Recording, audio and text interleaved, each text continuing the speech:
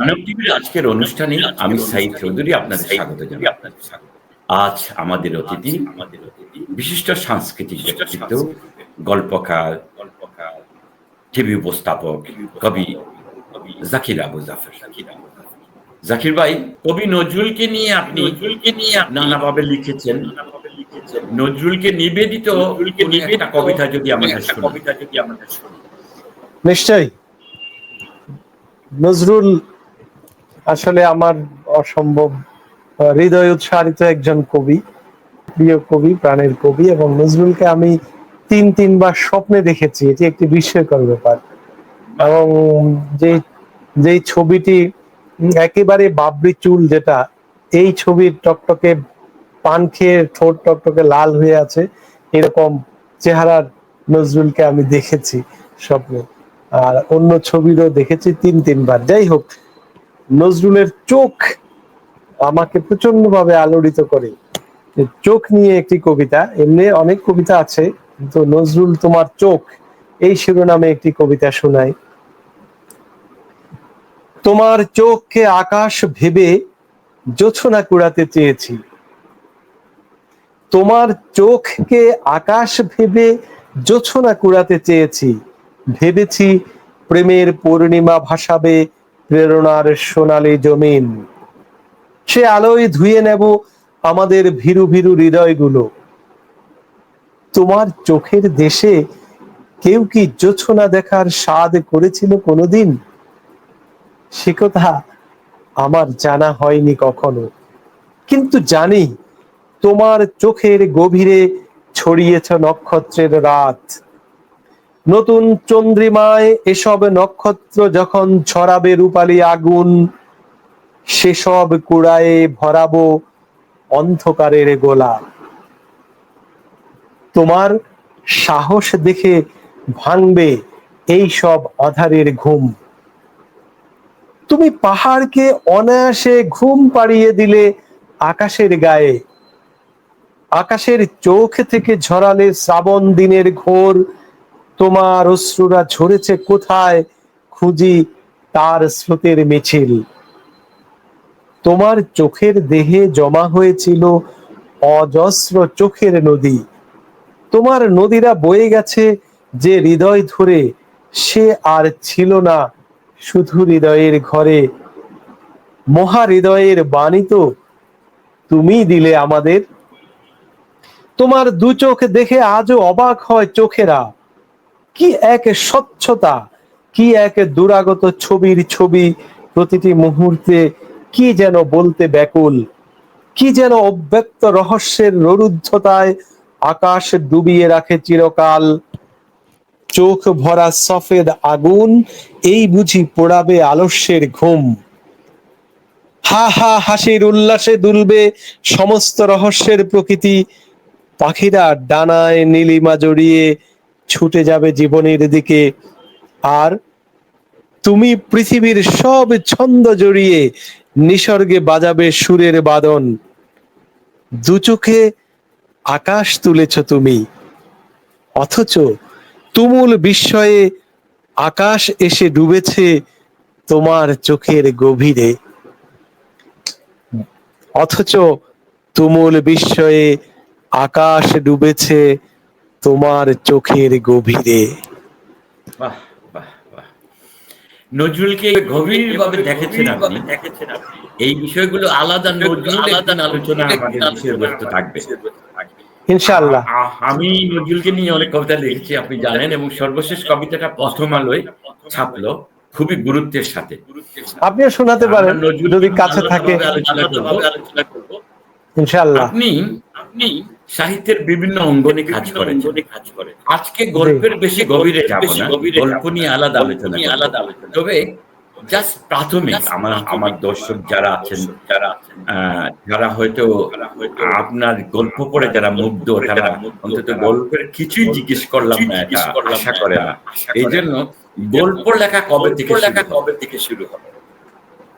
গল্প লেখা ক্লাস 8 থেকে শুরু হয়েছে। 8 বছর প্রথম গল্প লিখেছিলাম। এবং আমার দুটো রচনাই বলা যায়, কবিতা এবং গল্প দুটোই প্রথম ছোটদের দিয়ে লেখা শুরু হয়েছে, তারপরে বড়দের দিকে গেছি আর কি। গল্পের বিষয়টা ছিল এমনই যে গল্প লেখার গল্প যেটাকে বলে আর কি, যে গল্প তো পড়তাম আমি, পাগলের মতো বই পড়েছি, বিশেষ করে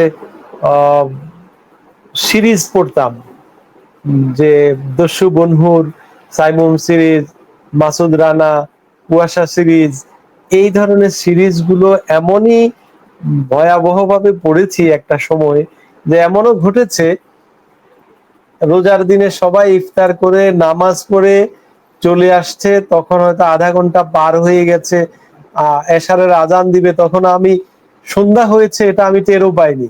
মানে ইফতারের সময় যে চলে গেছে এটি আমার মাথায় ছিল না, আমি বইয়ের মধ্যে ডুবেছিলাম। এরকম ঘটনা ঘটেছে। তো সেই সমস্ত বিষয় আশয় থেকে এসে হঠাৎ মনে হলো যে নতুন কিছু শিশুদেরকে তো শোনানো যায়, বলা যায়। সেই চেতনা থেকে, চিন্তা থেকে এই গল্প লেখা শুরু হলো আর কি। যে কোনো একটা গল্প থেকে যদি পূর্ব অংশ বলতে বলি আর এটা নিশ্চয় আরেকদিন যখন গল্প হবে তখন বই নিয়ে বলবো। বই নিয়ে বলবো, তাহলে বলতে সুবিধা হবে। আপনি তো উপস্থাপক হিসাবেও খ্যাতি অর্জন করেছেন, আবার ভালো গান লিখেছেন। এই সব ক্ষেত্রে গল্প, কবিতা, টিভি উপস্থাপনা, গান, ছন্দের ছড়া, আপনার কাছে কোনটা বেশি প্রিয়? আমার কাছে আসলে যখন যেটা লিখি সেটাই যেন মনে হয় এটাই সবচেয়ে প্রিয়। সেটা কখনো যখন গান লিখছি, যখন কিশোর কবিতা লিখি, যখন ছড়া লিখি, অথবা গল্প লিখছি, কিংবা উপন্যাস লিখছি, কিংবা প্রবন্ধ লিখছি, কিন্তু সবকিছুর উপরে এসে দাঁড়ায় কবিতা নামের শব্দটি। এখানে আসলে বাকি সবগুলো ছোট হয়ে যায়। এটা সবচেয়ে মাথা উঁচু করে উঠে, এটি আকাশের দিকে কিংবা আকাশ পেরিয়ে অন্য আকাশে যেন পৌঁছে যায়। হ্যাঁ, তো প্রিয় তো একজন লেখকের কাছে সবকিছুই প্রিয়, আর সবকিছুই যা লেখেন তিনি সবই প্রিয় হতেই পারে। সবশেষে আপনি একজন কবি, তাহলে কবিতা জগতে আসলেন কিভাবে? কবিতার জগতে আসার একটি গল্প আছে, তবে তার আগে আমি বলে রাখি যে আমি যখন ছোটবেলায় পাঠ্য বইতে কবিতা পড়তাম এবং কবিতা পাগলের মতো মুখস্থ করেছি, সুর করে পড়েছি, নিজেই পড়েছি। তখন আমার মনে হতো কবিতা কোনো মানুষ লেখে না, এটি দৈব বিষয়, এটি প্রাকৃতিক বিষয়, বা এটি অন্যরকম শক্তির একটি বিষয়। কারণ মানুষ এত সুন্দর করে বাক্য কি করে গঠন করে, কিংবা এত সুন্দর অন্তমিল কি করে দেয়, তখন তো অন্তমিল ওই অর্থে বুঝতাম না, কিন্তু কথার সাথে শব্দ যখন মিলে যেত, এটি আমার ভেতরে একটি আলোড়ন সৃষ্টি করত। সেই মর্মে আমি কবিতাকে ভাবতাম যে কবিতা আসলে মানুষ লেখে না। তবে ইন্টারেস্টিং বিষয় হলো, জীবনের এই পর্যায়ে এসেও খুব আমার মনে হয় কবিতা আসলেই মানুষ লেখে না, কবিতা মানুষকে দিয়ে লেখানো হয়। না হলে একজন মানুষ প্রতিদিন, একজন কবি প্রতিদিন প্রতি মুহূর্তে কবিতা লিখতে পারার কথা, সেটা তো হচ্ছে না।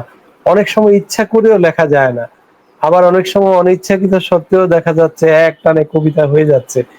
তো এটা এখনো আমার বিশ্বাস হয়। যাই হোক, কবিতায় কি করে আসলাম, এটি আসলে প্রকৃতি আমাকে কবিতায় টেনে এনেছে। প্রকৃতির যে সৌন্দর্য, প্রকৃতির যে রূপ, রস, গন্ধ এবং পাখির গান, বাংলাদেশের যে আবহমান গ্রাম, যে ঝিম ধরা সবুজ, এই সবুজের মধ্যে যে বৃক্ষরা দাঁড়িয়ে থাকে, এই বৃক্ষ, এই পাখি আমাকে কবিতায় টেনেছে। এবং এটি গল্পের কথা বলেছিলাম। গল্পটি হলো, আমি যখন প্রাইমারি স্কুলে পড়তাম, যে ক্লাস 5 বছর, দুপুরবেলা স্কুল থেকে ফিরতাম, বইগুলো ঘরে রেখে, টেবিলে রেখে আমি আমাদের পুকুর পাড়ে চলে যেতাম। এই পুকুর পাড়ে নানা ধরনের বৃক্ষে আচ্ছাদিত ছিল পুকুরের পাড়গুলো। সেখানে হিজল গাছ, শিরীষ গাছ, আম গাছ, জাম গাছ, নিম গাছ, কাঁঠাল গাছ, করঞ্জা গাছ, নানা ধরনের বৃক্ষের সমাহার ছিল, লতায় পাতায় মোড়ানো ছিল, যেটা আমাদের জসিমউদ্দিন বলেছেন যে একেবারে লতায় পাতায় মোড়ানো যে গ্রাম, সেই গ্রামেই বেড়ে উঠেছি। এই যে গ্রামের নেচার, এই প্রকৃতি আপনাকে টানলো, তখন একেবারে কবিতা লেখা শুরু হয়ে গেল কিভাবে? মানে কখন প্রথম কবিতাটা লিখলেন? এটি চমৎকার একটি প্রশ্ন। তো সেটাই বলি আমি, এটি একটি গল্প। আমি স্কুল থেকে এসে ক্লাস 5-এর বছর, এই বসন্তের মাঝামাঝি সময়ে বইগুলো টেবিলে রেখে আমি পুকুর পাড়ে এসে পড়লাম।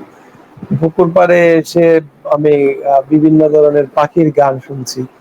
এর মধ্যে ঘুঘু, দোয়েল, শ্যামা, শালিক, বুলবুলি, এই ধরনের পাখিগুলো প্রচুর ছিল।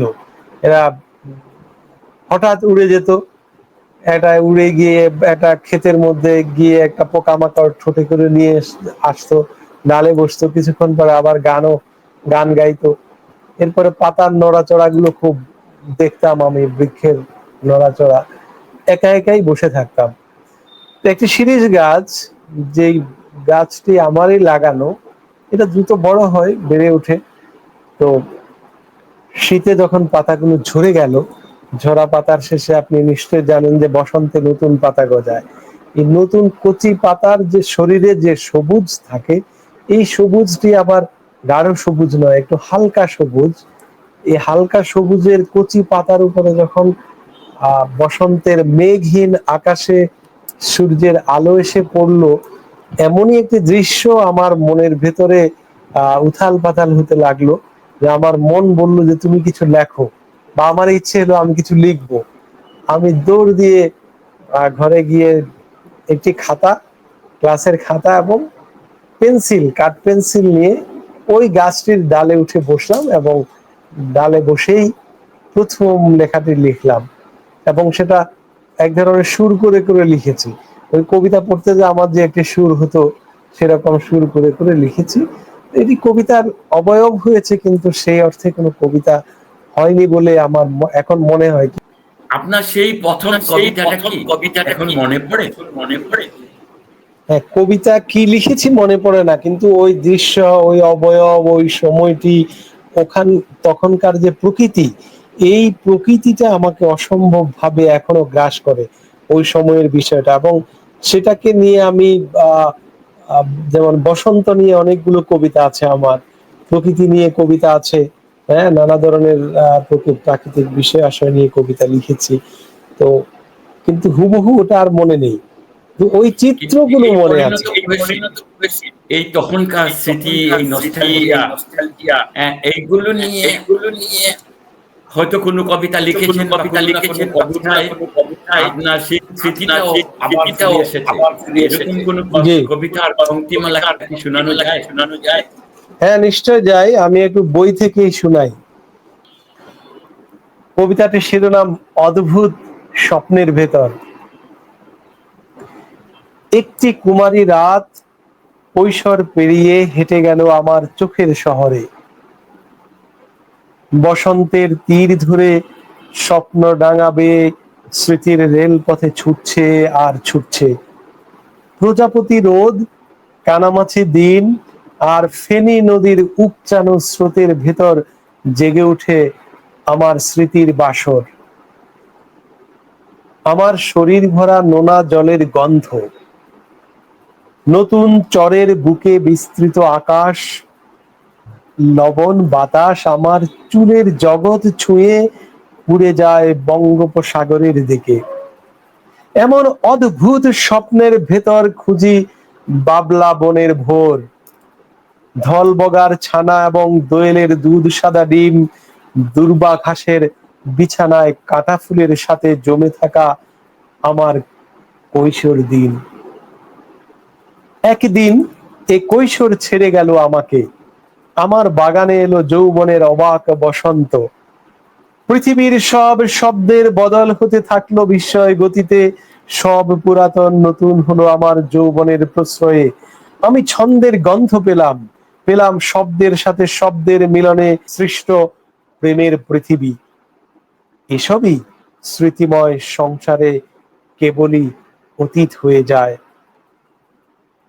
আজ আমি নগর চশমায় দেখি হিজল ফুলের দিন, শুনি কৈশোরিক আনন্দের দীর্ঘশ্বাস, মাঝে মাঝে ভাবি সেই সবুজ বাবলা বন বসিয়ে দেই পল্টন মাঠে, বিস্তৃত ছায়ার ভেতর শীতল হবে পাথর প্রাসাদ, মেঠো পথগুলো যদি নেমে আসে মতিঝিল, বাড়িধারা, গুলশানে, তারপরে যদি গেয়ে উঠে বাংলাদেশের সমস্ত পাখি, ডলারের যাবতীয় গন্ধ ডুবে যাবে ঘাসের শরীরে। মনে পড়ে সেই স্মৃতি যখন রাতকে রাতই মনে হতো না। রাত ছিল জোনাকির খেলার আসর, আমরা খেলতাম এভাবে, খেলতে খেলতে ভেঙে যায় আমাদের সমস্ত খেলাঘর। কেন যে বুকের ভেতর কৈশোর ফুঁপিয়ে ওঠে জানি না, দিনগুলো কেন ধানের চারার মতো নতুন করে গজিয়ে ওঠে, ফলে পিচ ঢালা পথ হয়ে ওঠে শিশির সিক্ত ঘাসের প্রান্তর। তারপর স্মৃতির সাম্রাজ্য উদম পায়ে হেঁটে যায় পাট ক্ষেতের দীর্ঘ কুয়াশার দিকে। চমৎকার, চমৎকার। এই কবিতাটা আপনি কবে লিখেছিলেন? এটি সম্ভবত 2007-এ। তার মানে যখন আপনি জাতীয়ভাবে প্রতিষ্ঠিত জি হবেন, আর জি আপনি লিখেছেন যখন আপনার কবিতা লেখা শুরু হয়েছিল,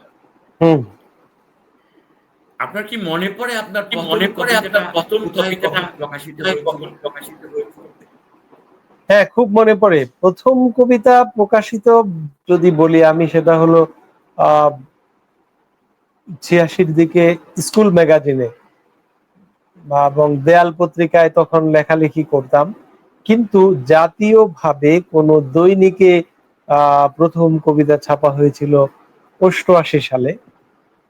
সেটা হলো দৈনিক মিল্লাতের সাহিত্য পাতায় কিংবা ছোটদের পাতায়, এটা আবার মনে নাই, ছোটদের পাতাই হবে। তখন কিশোর কবিতা প্রচুর লিখছিলাম, কিশোর কবিতা লিখছিলাম, যখন কিশোর আপনার প্রথম কবিতাই ছাপা কবিতা হয়েছিল। জাতীয় দৈনিকে প্রকাশিত হলো, সেদিনকার রিয়েল প্রতিক্রিয়াটা কিরকম ছিল আপনার মনের ভিতরে? বাহ কবি বাহ, হয়ে ওঠার খুব স্বপ্ন কিংবা ভাবনা কিংবা বন্ধুদের ক্রিয়া প্রতিক্রিয়া যদি একটু জানাতেন। খুব চমৎকার একটি প্রশ্ন এটি। আসলে সেই দিনটিকে এখনো মনে পড়ে।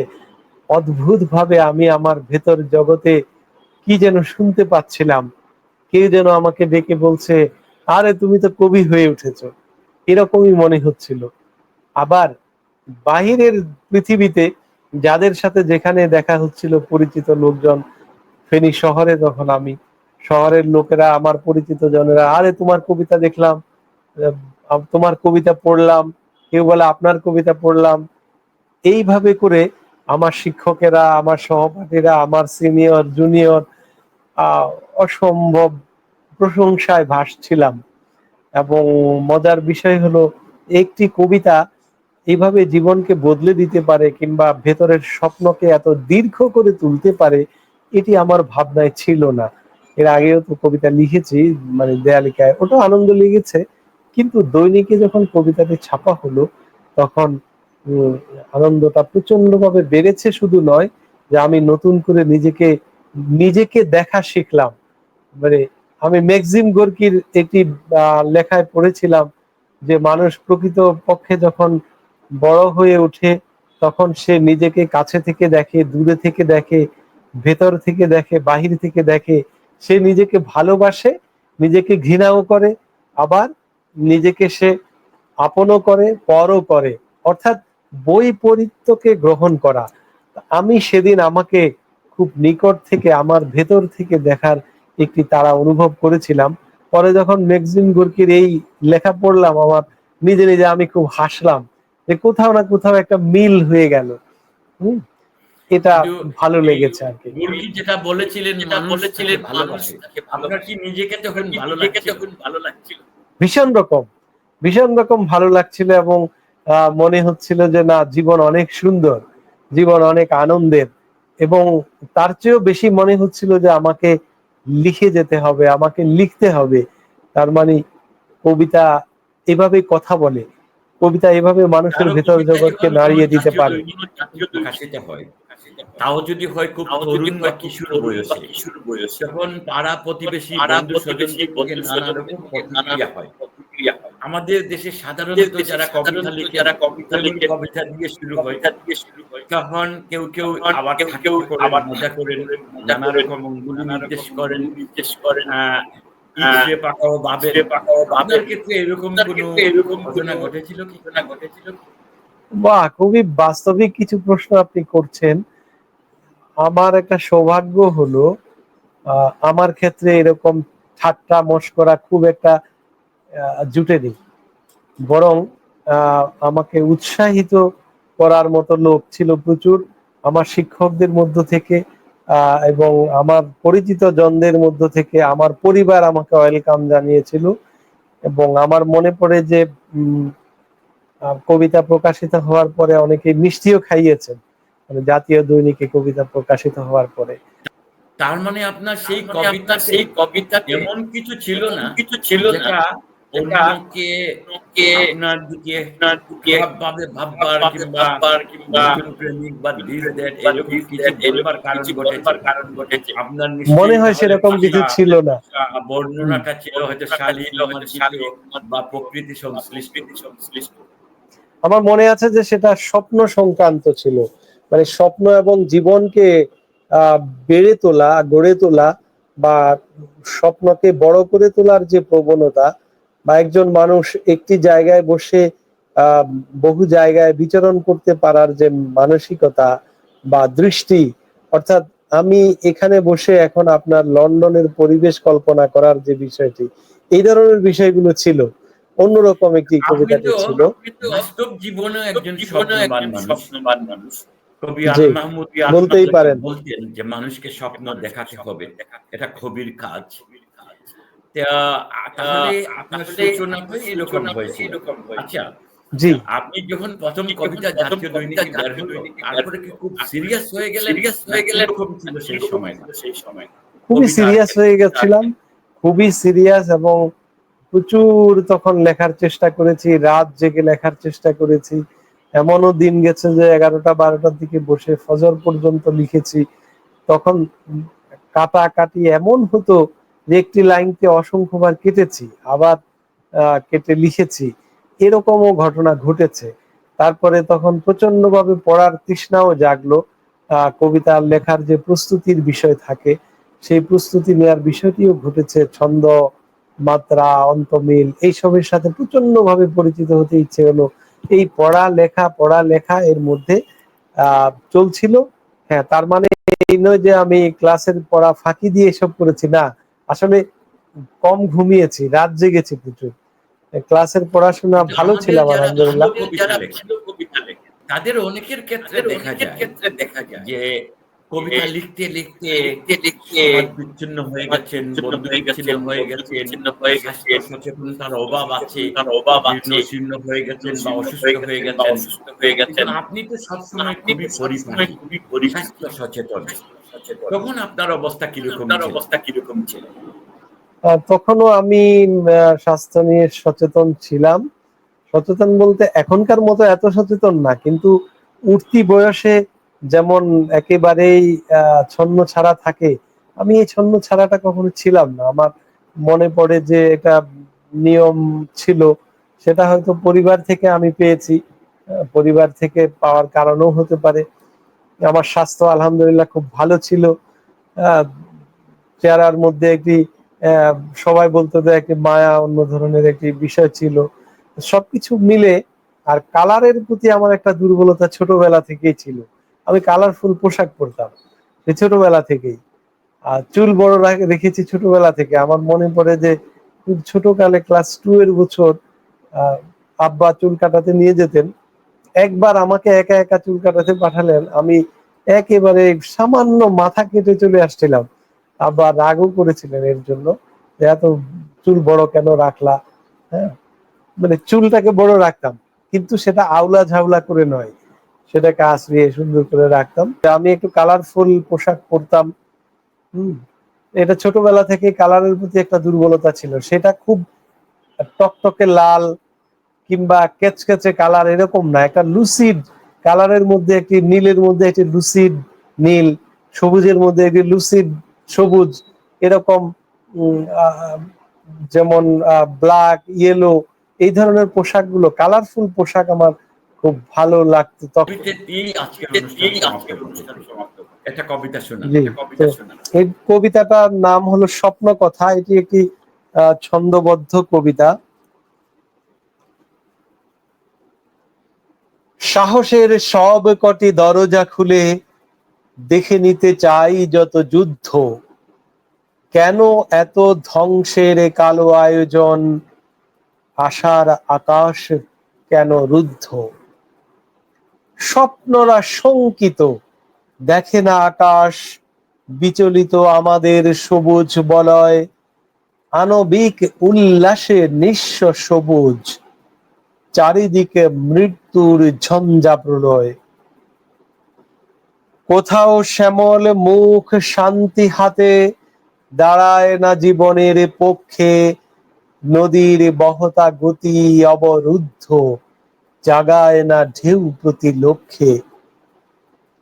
নদীরাও একদিন ভাঙত বাধা, অসীম আকাশ নিত কুড়িয়ে, সীমাহীন সীমানায় খেলতো আকাশ, নীলের চাদর গায়ে মুড়িয়ে।